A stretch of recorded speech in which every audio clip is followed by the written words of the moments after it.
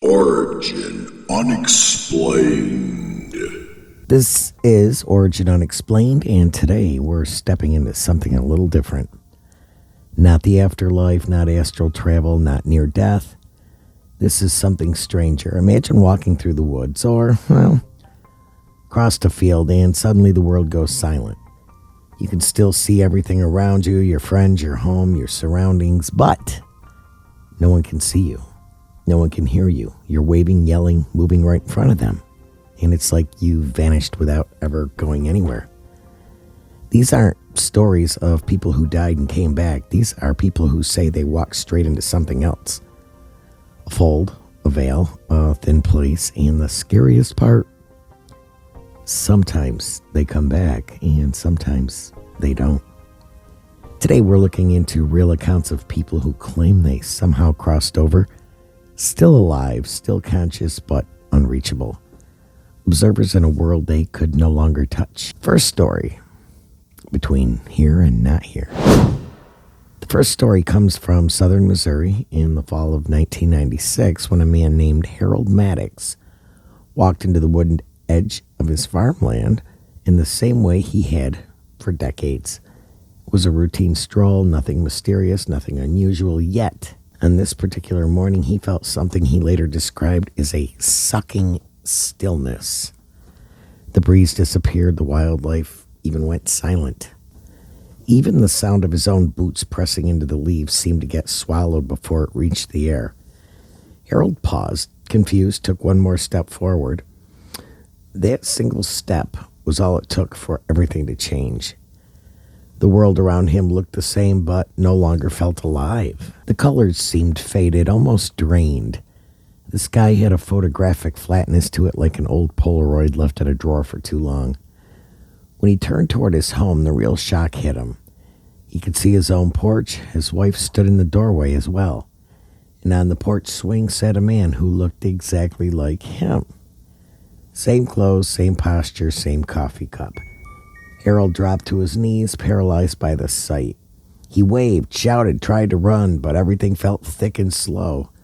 Well, as if he were moving through syrup. His voice made no sound. His wife touched the man on the swing, and the man placed his hand over hers. Harold watched his life from the outside, powerless. Then, without warning, the world snapped back. Sound returned in a single blast of noise. Colors brightened, and Harold found himself standing in the same exact spot. His knees were covered in mud. Over an hour had passed. When he made it back to the house, his wife told him he had just been there for a fresh cup of coffee.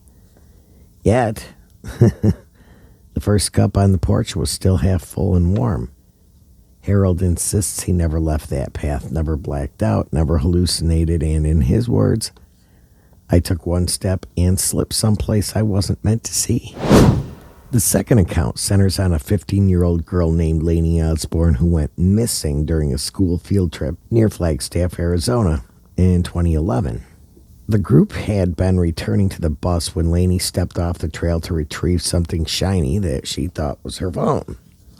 Well, one witness said she barely took 2 steps before vanishing.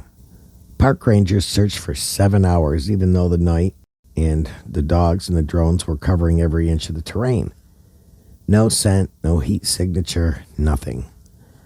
Just before sunset the next day, Lainey emerged calmly from the opposite end of the preserve. She was walking straight toward the search team as if nothing were wrong.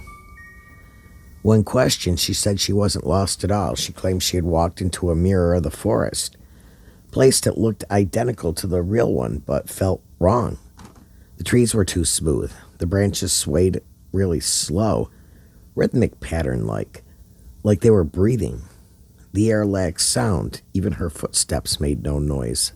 She wandered for what she believed were hours, but never grew tired or hungry. Every direction led her back to the same clearing, as if the place were folding in on itself. Eventually she sat down and cried, whispering, "Please let me out." She heard a sound behind her like glass breaking underwater. When she turned, she saw a shimmering crack in the scenery. She stepped through it and immediately found herself back in the real forest. Here's the part that unnerved investigators. Lainey had no scratches, no sunburn, and her shoes were spotless. Yet, her drop phone was never found. The shiny object she'd reached for, well, she described it as a round piece of glass, that reflected nothing. The park closed that trail later that year, citing erosion, though none had been noted in previous reports. The third account is from Tennessee, dating back to 1984, when experienced spelunker named Darren Holt was mapping side chambers of a limestone cave system west of the Cumberland Plateau. He squeezed through a narrow opening and entered a wide, low ceiling chamber, unlike anything he'd ever seen. The walls were lined with long, symmetrical indentations that resembled ribs more than erosion. Then he felt the air pulse around him. Not sway, not drift, pulse. A steady expansion and contraction as if the chamber itself were breathing. His headlamp flickered. He tapped it twice and turned to crawl back out. But the tunnel was gone. The passage he had just come through was no longer a rocky opening, but a smooth, curved wall, as though it never had existed.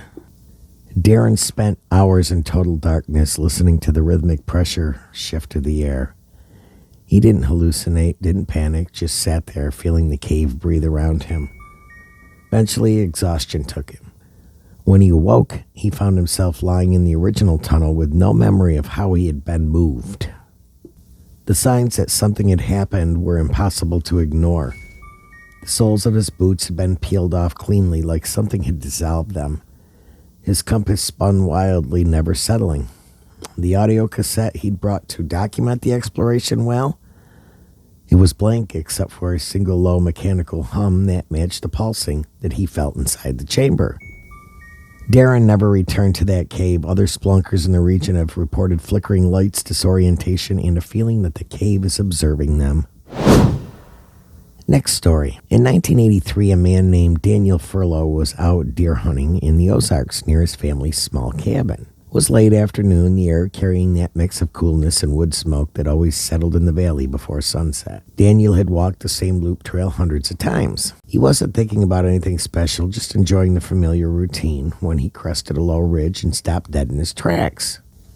Down in the clearing below, there was a campfire burning. The flames were steady, orange, and bright against the dimming light around the fire. Sat a family. His family. He saw his wife pouring cocoa from the silver thermos they always brought on cool evenings. He saw his younger son tossing a stick into the fire and laughing. His older son sat beside him, legs crossed, poking the embers with a long pine branch. Next to them, sitting in this old red flannel shirt, was Daniel himself, cross-legged, relaxed, leaning toward his wife as if saying something she could hear, but he couldn't. Daniel's body went cold. The scene unfolded with such perfect detail that his brain had no way to filter it as imagination or memory. He ducked behind a sycamore tree and watched, gripping the rough bark to anchor himself. Everything looked real, solid, alive. No sound reached him, not the fire, not the voices, not the leaves shifting, not the breeze. He stepped out from behind the tree, his breath shaky, and moved downhill slowly. With every step he took, the world around him grew thinner, like air sucked out of the room. The image of his family held for several long seconds before it began to distort, as though he were looking at it through a rising heat. Then it faded completely. The fire vanished, the people vanished. The clearing returned to its ordinary state, silent, empty, and untouched. Daniel ran back to the cabin. When he burst through the door, his wife and boys were inside preparing dinner. The thermos was still in the sink, unwashed. His children hadn't been near a fire all day, but the next night, after dinner, the same exact scene he had witnessed played out in the clearing.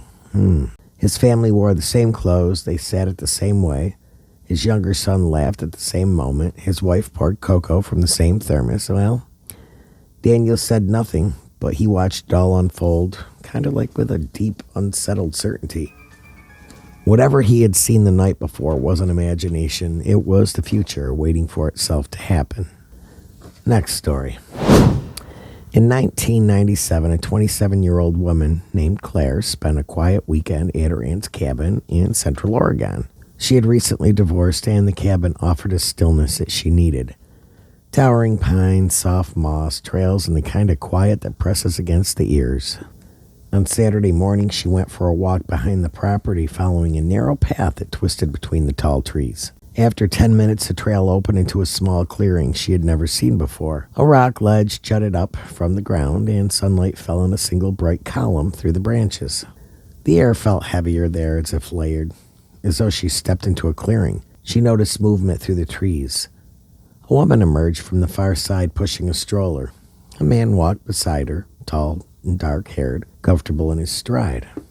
Claire's first thought was that another family must be staying nearby, but then she recognized the woman's pale blue shirt was identical to the one she had folded in her suitcase that morning. The woman's hair matched her eyes exactly, color, length, and even the slight wave at the end. Claire moved behind a tree, watching her with her breath held tight in her chest.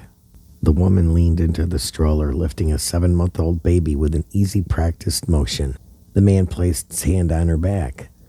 The moment was warm and natural, the kind of scene Claire had imagined for herself before life took another direction. Then the woman turned her head slightly and Claire's stomach dropped. The face she saw was a similar one. It was hers. She watched herself smile, watched herself adjust the baby's blanket, watched a life she had never lived unfold right in front of her. The man turned next for a split second. His eyes seemed to meet Claire's through the trees. Not startled, not confused, but with an expression that suggested he already knew she was there. Claire blinked and the entire scene evaporated. The man, the stroller, the other version of herself, all gone. The clearing returned to a quiet emptiness, as if nothing had ever occupied the space. 3 years later, at a friend's wedding, Claire met a man named Jacob. He was nearly identical to the man she had seen in the grove. Same posture, same dark hair, same gentle way of speaking. She married him. 2 years after that, their first child was born the following spring. When her daughter was 7 months old, they visited her aunt's cabin for the weekend. During a morning walk, Claire found herself stepping into the same clearing, wearing the same blue, pale shirt, sunlight warming her shoulder. Her daughter was fussing in the stroller, and Jacob bent down to adjust her blanket. The moment unfolded with perfect familiarity. Claire looked over her shoulder, feeling it deep in her spine. Someone was watching from the trees, just the same way she had once watched her own future. Maybe some of these were premonitions, or maybe they were something far stranger.